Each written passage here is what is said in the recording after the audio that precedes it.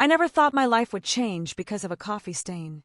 My name is Sarah Chen, and until 3 months ago, I was just another face in the crowd at Meridian Industries, employee number 4,847 in a company of over 50,000 people. I worked the night shift in data analysis, a job that paid the bills, but barely kept me awake most nights. It was 2:47 a.m. on a Tuesday when I accidentally spilled my third cup of coffee all over my keyboard. While frantically trying to clean up the mess, I accidentally triggered a sequence of commands that pulled up files I'd never seen before. What appeared on my screen made my blood run cold. The data showed patterns that shouldn't exist, energy consumption spikes at our facilities that defied every law of physics I knew. The numbers were impossible, yet there they were, documented across 17 different locations worldwide. My hands trembled as I cross-referenced the data with public energy reports. Nothing matched. It was as if our company was consuming 3 times more energy than what was being reported to regulatory agencies. But that wasn't the strangest part. The energy wasn't being used for manufacturing, heating, or any conventional purpose. According to these hidden files, it was being channeled into something called Project Prometheus. I'd never heard of it, and I'd been working here for 4 years. I should have logged off.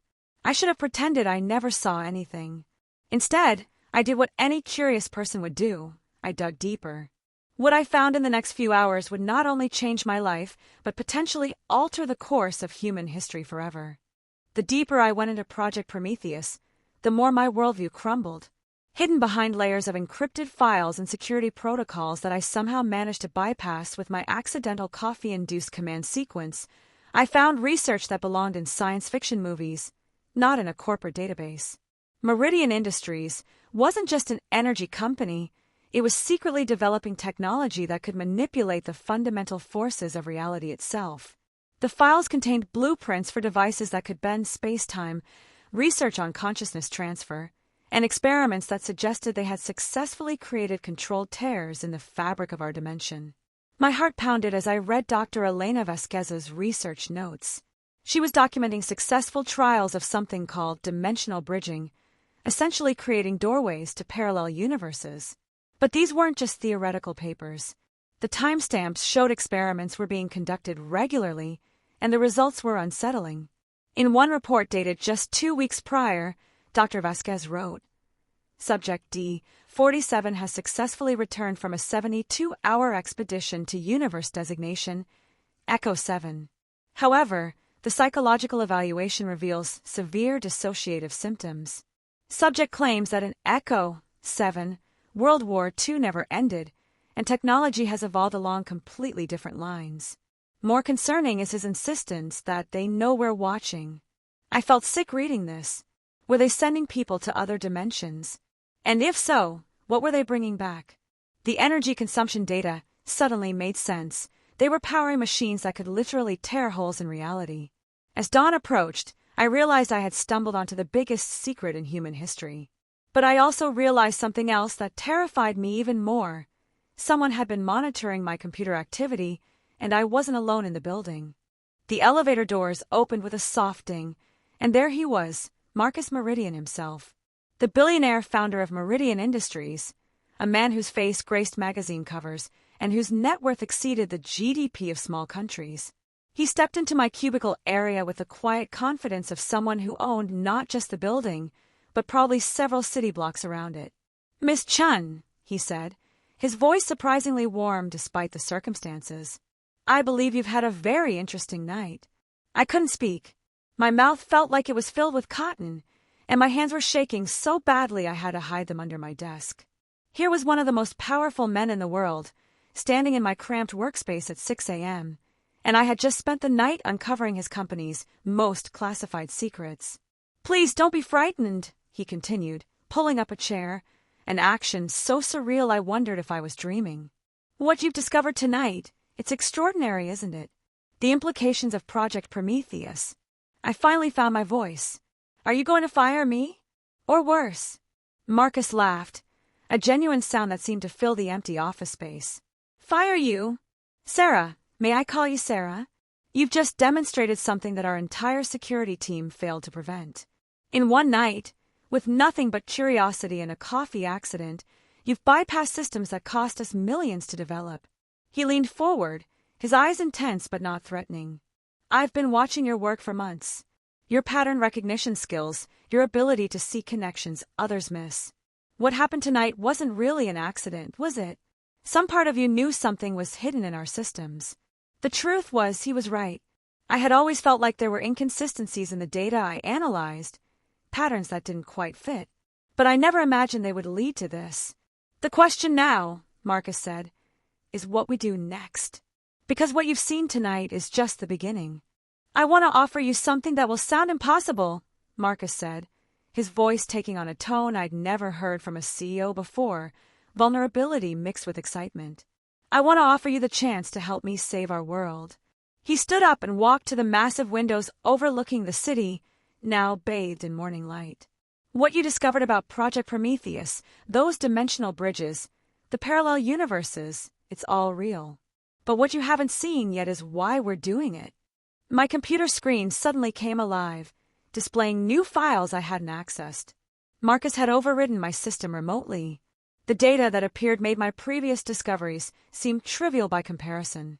Climate models from our reality show complete environmental collapse within 15 years, he explained.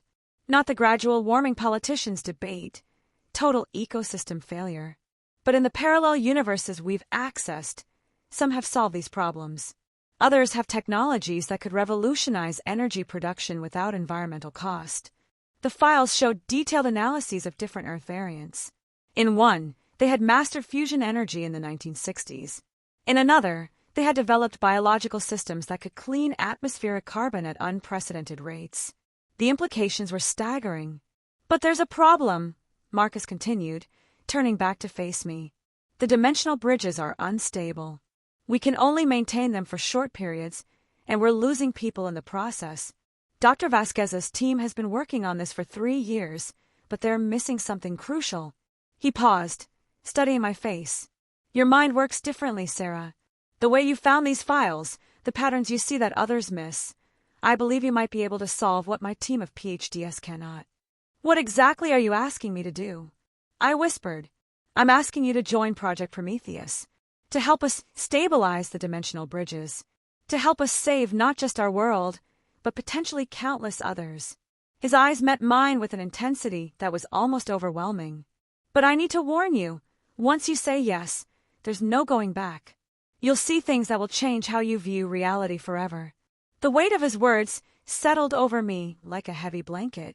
This was it, the moment that would define the rest of my life. What Marcus showed me next defied everything I thought I knew about existence itself. Deep beneath Meridian Industries, accessible only through a private elevator that descended for what felt like minutes, lay a facility that belonged in a science fiction movie. The dimensional bridge chamber was a cathedral of technology, a massive circular room with a ring of exotic machinery that hummed with barely contained energy. But it wasn't the impressive technology that took my breath away. It was what the massive viewing screen in the center of the room was displaying. This is universe designation, Alpha 12, Marcus explained, his voice filled with wonder despite having seen this countless times before. On the screen, I could see another Earth, but one where massive crystalline structures grew from the ground like trees, and the sky shimmered with colors I had no names for. In Alpha 12, consciousness isn't limited to biological forms, he continued. The entire planet is essentially a living entity, and they've achieved perfect harmony between technology and nature. But watch this. The image shifted, showing another parallel Earth, this one a wasteland of twisted metal and purple skies. This is Beta 9. They made different choices than we did. Their dimensional experiments went wrong 50 years ago, and now reality itself is unstable there. Time moves in loops, space folds back on itself. The horror of Beta 9 was overwhelming, but Marcus wasn't finished. Here's what we discovered 3 months ago, and why I've been so desperately searching for someone like you. A new image appeared, another Earth, but this one looked almost exactly like ours. Except for one terrifying difference. Our sky was visible through massive tears in their reality, and through those tears, strange machines were emerging. This is Echo 7, the universe Dr. Vasquez mentioned in her reports. But we weren't just observing them, they've been observing us back. And Sarah, His voice dropped to almost a whisper. They're not friendly. They've been preparing for something, and our dimensional experiments have given them a roadmap to our reality. The pieces suddenly fell into place with horrifying clarity. We're not just trying to save our world from climate change, I said, the realization hitting me like a physical blow. We're trying to save it from invasion. Marcus nodded grimly. In 72 hours, they'll have enough data from our dimensional bridges to force their own stable portal to our Earth. Unless we can figure out how to sever the connections permanently or find allies in the other universes to help us fight. He turned to me with eyes full of desperate hope. Sarah, you have 68 hours to help us save our entire reality. The coffee spill that started this. It wasn't an accident. Somehow, the dimensional experiments had been affecting probability itself, drawing people with the right kind of minds to the information they need to find. You were meant to discover this.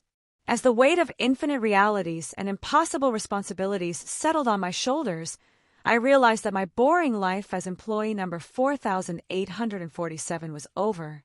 The question now wasn't whether I was ready for this responsibility, it was whether humanity would survive what was coming. The ordinary employee had indeed made a discovery that changed everything. The only question was, would it change everything in time to save us all? To support the channel, please leave a like and subscribe. Thank you so much.